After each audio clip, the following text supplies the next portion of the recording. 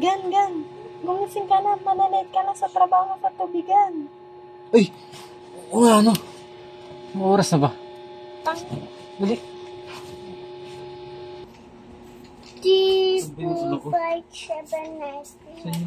Oh, kumain ka na dito. Pinaghanda na kita. Kaya lang, mamadali na ako eh. Sige, mamaya na lang siguro. Wait.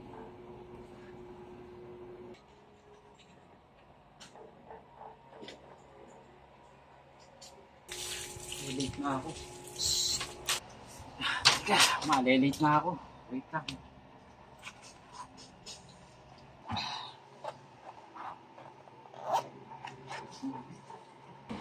Malilate na ako. Mili ko mo akong bimpo.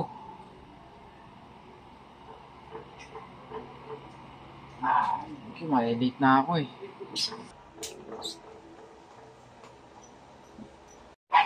Papa, bili mo ako ng manika na ganito kalaki hanggang bewang sa sweldo mo ha.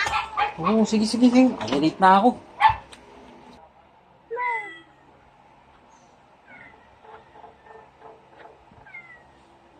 Alis na ako ah.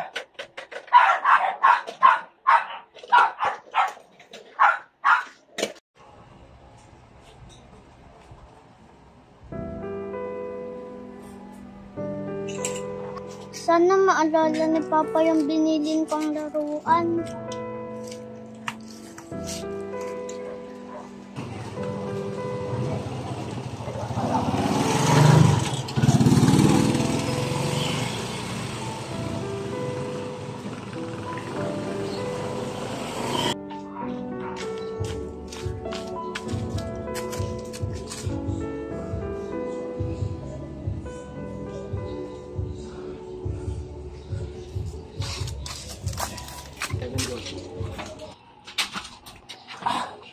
Tubig po.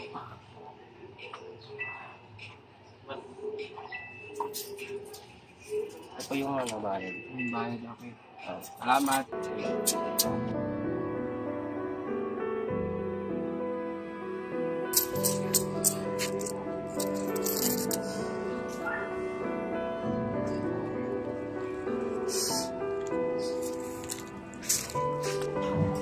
Yay! Nandiyan na si Papa! Umuwi na si Papa! Good. Huwag muna ngayon.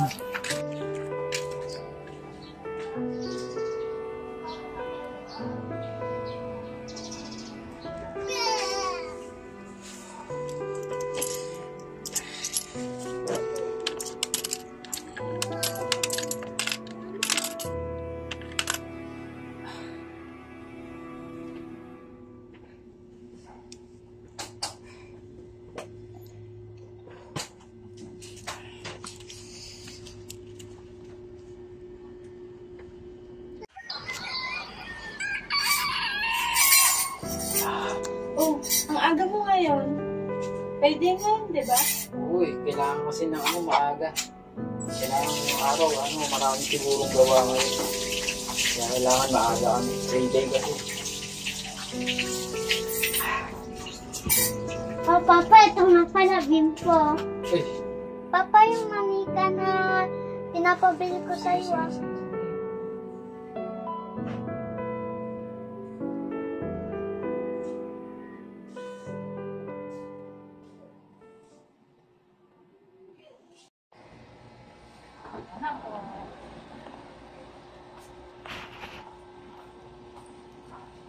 Oh, ate. Malungkot ka. Kasi yung mga sinasabi ko kay Papa, parang hindi niya pinapansin. Hayaan mo na. Pagpasensya mo na ang papa mo. Pagod lang siguro yun. Maraming iniisip.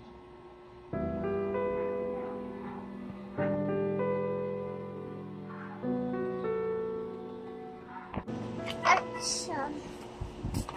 Na ako. Dalko! Oh, nandiyan ka na pala. Anong mga dala mo? Ito na, bumili ako ng ulam tsaka mga pasalubong, konting pasalubong. Ito. Iluto mo.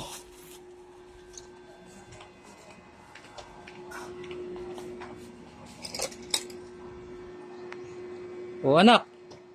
Ba't malungkot ka? Kasi yung pinapabili ko sa yung laro Yung ba yung ano, kasi pagpasensya mo na ako kasi pagod na ang papa mo, di ba? Yung mga karaang araw kaya hindi kita mapansin. Pero tandaan mo, mahal na mahal ko kayong mga anak ko, tsaka ang mama mo. Huwag kang mag-alala, kala mo nakalimutan ko yung sinabi mo. Pinaghandaan ko yan, teka lang, kukunin ko lang. O, ito ba yung gusto mong laruan?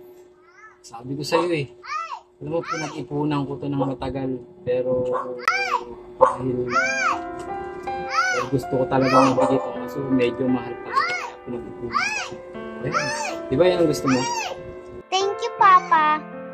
Okay lang, no problem. Pinag-ipunan ko yan, tandaan mo. Kada pumapasok ako, nag-iipon ako sa alkansya para mabili lang ang gusto mo. Akala mo binabaliwala ko pero hindi. Tandaan mo, hindi ko makakalimutan lahat ng mga sinasabi mo. Kahit hindi ko man mapansin, pero nakatatak pa rin sa akin. Mga papa.